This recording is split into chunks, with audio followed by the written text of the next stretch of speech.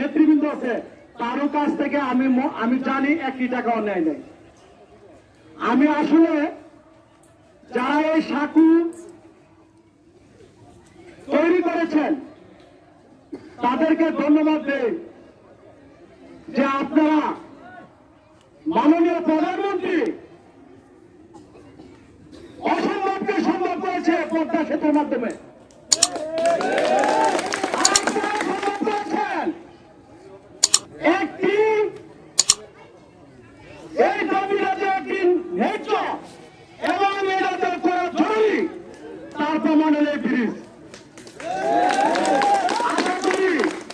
আমরা সৌভাগ্যবান, নাসির ভাই যেহেতু আছে সারা রায়পুরের মানুষ জানে যে পার্থ ভাই অনেক আদর করে নাসির চেয়ারম্যানকে, আর নাসির চেয়ারম্যানও পার্থ ভাইয়ের সাথে আছে, একসাথে আছে।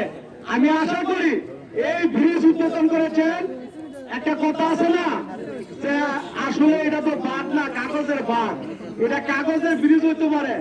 এই ব্রিজটা পার্থ ভাই যেহেতু উদ্বোধন করে যাচ্ছেন, আগামীতে ইনশাল্লাহ এই ব্রিজ সত্যিকার ব্রিজে রূপান্তরিত করে আমাদের অভিভাবক, আমাদের পার্থ ভাই এই ব্রিজকে ইনশাল্লাহ উদ্বোধন করতে আমরা বিশ্বাস করি।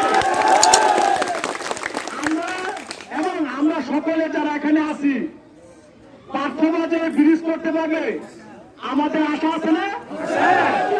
আমাদের নেতা থেকে আমরা হাত তুলে দেখাই, পার্থ ভাই দুর্নয়নে দেখো আমরা আপনার চোখের দিক তাকিয়ে রয়েছে, আপনার পক্ষতার দিকে তাকিয়ে রয়েছে ব্রিজ। এই স্বপ্ন বাস্তবায়িত করবেন প্রিয় ভাইরা। আর আমি বলতে চাই এই ইউনিয়নের কোন উন্নয়ন, আমি একজন চেয়ারম্যান হিসেবে বলি, আমার আপন চাষা চেয়ারম্যান আছিল রাজউদ্দিন আহমেদ রাজু ভাইয়ের অত্যন্ত আস্থা বিশ্বস্ত ছিল। আমি এলাকার সন্তান হিসাবে বলতে চাই এই ইউনিয়নে 1 ফুট জায়গার রাস্তা কার্পেটিং নাই, অথচ এই চতুর্দিকটা প্রত্যেকটা ইউনিয়নের মধ্যে 4টা 5টা 10টা রাস্তা কার্পেটিং আছে। ইনশাল্লাহ আমি আশা করি আমার আরেক চেয়ারম্যান ইনশাল্লাহ দুর্গরায় বলছে যে এখন রাস্তা হবে, আর রাস্তা যেতে হয়।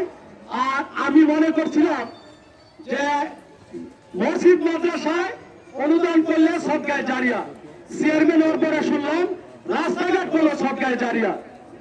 তো সেই হিসেবে আমি বলতে চাই যে এই এলাকার সমস্ত রাস্তাঘাট এই পার্থ ভাইয়ের নেতৃত্ব হবে, এই বিশ্বাস আস্থা এবং সবাইকে আমি সালাম জানিয়ে আমার বক্তব্য শেষ করছি।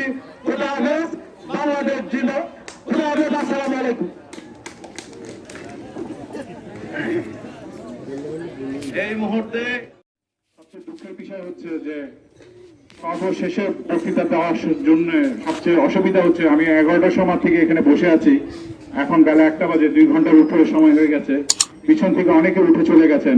এখানে যারা অনুষ্ঠান পরিচালনা করছিলেন তাদের অত্যন্ত এইসব ব্যাপারে একটু দক্ষ হওয়া উচিত ছিল, তাদের বলা উচিত ছিল, অনুরোধ করা উচিত ছিল যে আপনারা এখানে অনুষ্ঠান স্থল ছেড়ে যাবেন না।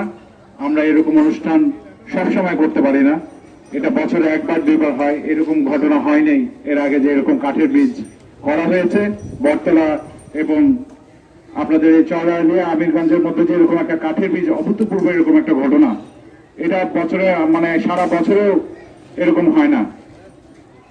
তো এখানে একটু অপেক্ষা করা উচিত ছিল, আপনাদের অনুরোধ করা উচিত ছিল তাদেরকে বসতে বলার জন্য। আপনারা কেউ অনুরোধ করেন নাই, যারা এখানে অনুষ্ঠান পরিচালনা করছিলেন, এটা সত্যি দুঃখজনক।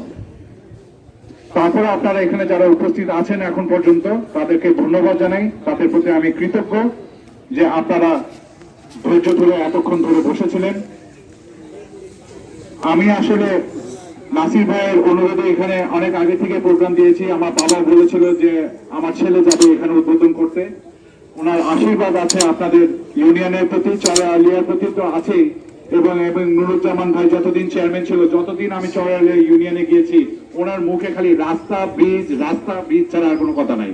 আমার এখানে রাস্তা চাই, আমার এখানে ব্রিজ চাই, আমার এখানে রাস্তা চাই, আমার এখানে স্কুল চাই।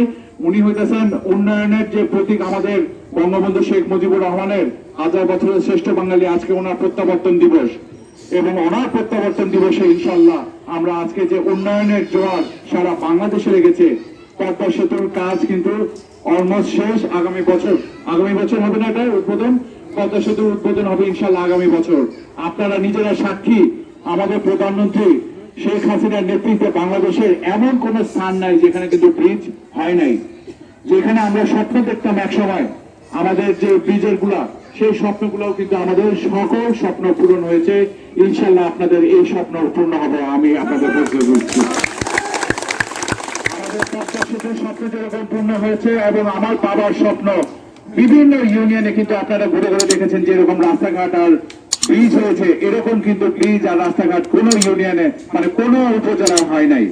সারা বাংলাদেশের 14টি মডেল উপজেলার মধ্যে কিন্তু রায়পুরা একটি মডেল উপজেলা। এবং আমাদের এই প্রধানমন্ত্রীর নেতৃত্বে, আমাদের শেখ হাসিনার নেতৃত্বে কিন্তু এই উন্নয়ন সম্ভব হয়েছে। সারা পৃথিবীর মধ্যে বাংলাদেশ এখন একটা উন্নয়নের রোল মডেল।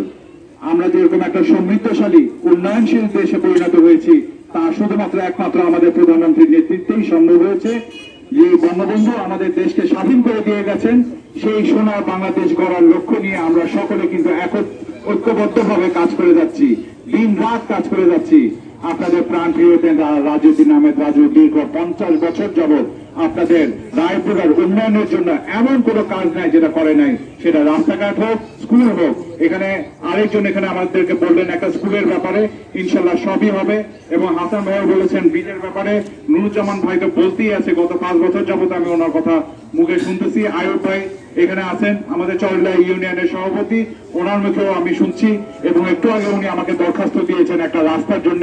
ইনশাল্লাহ আপনাদের এই রাস্তা এবং আপনাদের ব্রিজ যাতে হয়, আমাদের এই চর এলাকার সাথে আমাদের সারা রায়পুরা যাতে একটা সংযোগ হয়, এবং আপনারা এই চরের থেকে যাতে সরাসরি ভৈরবে যেতে পারেন, সরাসরি আপনারা নরসিংদী যেতে পারেন, ইনশাল্লাহ সেরকম রাস্তা এবং ব্রিজের ব্যবস্থা আমরা করে দেবো। আপনাদের এখানে চর এলাকার মধ্যে আর কোনো চর থাকবে না। চরের মধ্যে বিদ্যুৎ থাকবে, রাস্তা থাকবে, বিদ্যালয় থাকবে। এখানে আপনাদের আর শহরে চাকরির জন্য যেতে হবে না। ইনশাল্লাহ চাকরির সংস্থানও আমরা এখানে ব্যবস্থা করে দিব ইনশাল্লাহ। আমাদের রায়পুরা হচ্ছে আমাদের নরসিংদী জেলার মধ্যে, রায়পুরা হচ্ছে আমাদের রাজধানী। হ্যাঁ, আমাদের ঢাকা শহর যেরকম বাংলাদেশের মধ্যে রাজধানী, সেরকম নরসিংদী হচ্ছে, রায়পুরা হচ্ছে কিন্তু নরসিংদী জেলার মধ্যে রাজধানী। যেরকম রাজধানীর মতন করে ইনশাল্লাহ আমরা রায়পুরাটাকে সাজাবো। আমার বাবার যে কাজগুলো করেছে এবং গত 50 বছর যাবত যে কাজগুলো করেছে, এখানে কিন্তু অনেক মা বোনরা উপস্থিত আছেন পর্দার আড়ালে, তাদেরকেও বলছি যে আপনারা আমার বাবার জন্য দোয়া করবেন। আপনাদের প্রাণপ্রিয় নেতা রাজু ভাই, আমিও বলি আপনারা যেরকম রাজু ভাইকে ভালোবাসেন, প্রত্যেক মিটিং এ বলি আমিও সেরকম রাজু ভাইকে ভালোবাসি। তার যেখানে যে উন্নয়নের ছোঁয়া সারা রায়পুরায় লেগেছে, ইনশাল্লাহ এই কাজগুলো যাতে আমরা অসমাপ্ত কাজগুলো যাতে সমাপ্ত করতে পারি, আল্লাহ তাআলা যেন আমাদের উপর সেই রহমতটা দেন যে তার অসমাপ্ত কাজগুলো যাতে সমাপ্ত করতে পারি। এখানে মুরব্বী যারা আছে তাদের সকলের কাছে আমি দোয়া প্রার্থী, সন্তান হিসাবে দোয়া প্রার্থী, যাতে আল্লাহ তাআলা আমার বাবার হায়াতের উপর বরকত প্রদান করেন। আপনাদের এই উন্নয়নের কাজগুলো যাতে আমরা শেষ করতে পারি, আপনারা আমাদের জন্য দোয়া করবেন। ইনশাল্লাহ আপনাদের এখানে রাস্তা, ব্রিজ, আমি এটা নাসির ভাইয়ের সাথে কথা বলেছি, নাসির ভাই আমাকে বলেছেন আমরা যে ইঞ্জিনিয়ারের কাছে আছে উনি আমাদের সত্যি পরিচিত। এটা টেন্ডার প্রক্রিয়াধীন অবস্থায় আছে, টেন্ডার অতি শীঘ্রই একটা টেন্ডার হবে ইনশাল্লাহ, তাই না নাসির ভাই? সেলিম সাহেব, ইঞ্জিনিয়ার সেলিম সাহেবের কাছে আছেন। আমার বাবাকে গিয়ে আমি অবশ্যই বলবো, আপনাদেরকে আমি কথা দিয়ে যাচ্ছি, আমার বাবাকে বলবো ইঞ্জিনিয়ার সেলিম সাহেবের কাছে আছে, এটা যাতে অতি সত্বর টেন্ডারের ব্যবস্থা করা হয় এবং অতি সত্বর যাতে এই ব্রিজের এখানে যাতে পাকা একটা ব্রিজ হয়, যেখানে আমরা গাড়ি দিয়ে সরাসরি ইনশাল্লাহ আমরা চড়াইলে যেতে পারি। আপনারা খুশি? আমাদের গাড়ি আজকে ওই পারে রেখে আসতে হয়েছে, ওই আমরা হেঁটে আসছি আপনাদের এই কাঠের ব্রিজ দিয়ে। এই কাঠের ব্রিজের ছবি আজকে সারা রায়পুরাতে ছড়বে। আপনারা এত সুন্দর একটা ব্রিজ বানিয়েছেন, আসলে আপনাদের যে কত দুঃখ কষ্ট, একটা ব্রিজের জন্য আপনারা যে কত আকুতি, কত মিনতি, কত আপনারা যাতে মানে মনে মনে একটা আক্ষেপ যে কবে আমাদের এখানে একটা ব্রিজ হবে। আপনারা তাকিয়ে থাকেন দিনের পর দিন এই নদীর দিকে যে এখানে কবে একটা ব্রিজ হবে। সেই স্বপ্ন পূরণ না করতে পেরে আপনারা আজকে কাঠ দিয়ে একটা ব্রিজ বানিয়েছেন। আপনাদের এই স্বপ্নটাকে সত্যি করার জন্য আমরা অবশ্যই অবশ্যই আপনাদেরকে প্রতিশ্রুতি দিচ্ছি যে এই ব্রিজটা ইনশাল্লাহ হবেই হবেই হবে। আজকে আমরা কাঠের ব্রিজ দিয়ে হেঁটে এসেছি, আগামীতে ইনশাল্লাহ গাড়ি দিয়ে আপনার কাছে আসবো, ঠিক আছে? আপনাদের এই দোয়া যাতে আল্লাহ তাআলা কবুল করে, আল্লাহর কাছে দোয়া করবেন। সবকিছুর মালিক হচ্ছে আল্লাহ তাআলা, ঠিক কি না? আল্লাহ ছাড়া কিন্তু গাছের একটা পাতাও নড়ে না, আল্লাহর ইচ্ছা ছাড়া হবে না। আল্লাহ যদি ইচ্ছা করেন অবশ্যই এখানে একটা ব্রিজ আমরা অতি সত্বর আমরা করে দিব।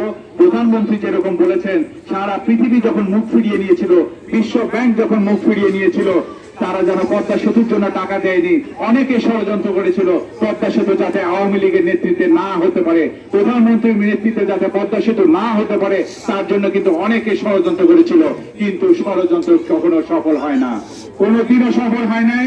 প্রধানমন্ত্রী সকল ষড়যন্ত্র কিন্তু রুখে দিয়ে নিজের পয়সায় আমার বাংলাদেশ আজকে পদ্মা সেতু সারা পৃথিবীকে দেখিয়ে দিয়েছি আমরা বাংলাদেশে পারি। তোমাদের দয়া দাক্ষিণ্যের উপর আমরা নির্ভর করি না, আমরা স্বয়ং সম্পূর্ণ, আমরা একটা স্বাধীন বাংলা জাতি।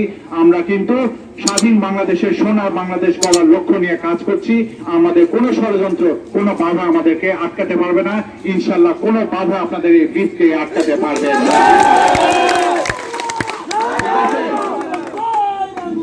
আমাদের প্রধানমন্ত্রী যেরকম হাজারো হাজারো ষড়যন্ত্রের ভেদ করে দিয়ে আজকে বাংলাদেশকে কোন পর্যায়ে নিয়ে গেছেন, এরকম রাজু সাহেবের বিরুদ্ধেও কিন্তু অনেক ষড়যন্ত্র হয়েছে। গত নির্বাচনের সময় আমরা শুনেছি উনি তো নমিনেশন পাবেন না, উনার তো বয়স হয়ে গেছে, উনি তো আসলে অসুস্থ মানুষ, উনি পারবেন না। কিন্তু আমার বাবা একটা কথা বলে, শকুনের দোয়ায় কিন্তু গরু মরে না, ঠিক আছে? ঠিক কিনা? আমাদের প্রধানমন্ত্রী ঠিকই জানেন যে তার সত্যিকারের খাঁটি মানুষ কারা। আজকে বঙ্গবন্ধু প্রত্যাবর্তন দিবসে এই কথাটা স্মরণ করতেই হয়। সারা বাংলাদেশের 4-5 জন লোক এখনো জীবিত আছে, 4-5 জন নেতা এখনো আছেন যারা বঙ্গবন্ধুর সাথে সরাসরি রাজনীতি করেছেন। তার মধ্যে আমার বাবা একজন, তার মধ্যে আরেকজন হচ্ছেন হামিদ চাচা, যে কিনা আজকে রাষ্ট্রপতি, ঠিক আছে?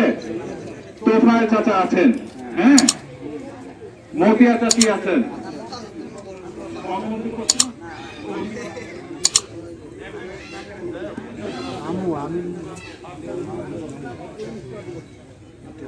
আমু চাচা আছেন, সাদেরা চৌধুরী আছেন। তো এই 4-5 জন নেতা আছেন, ঠিক আছে?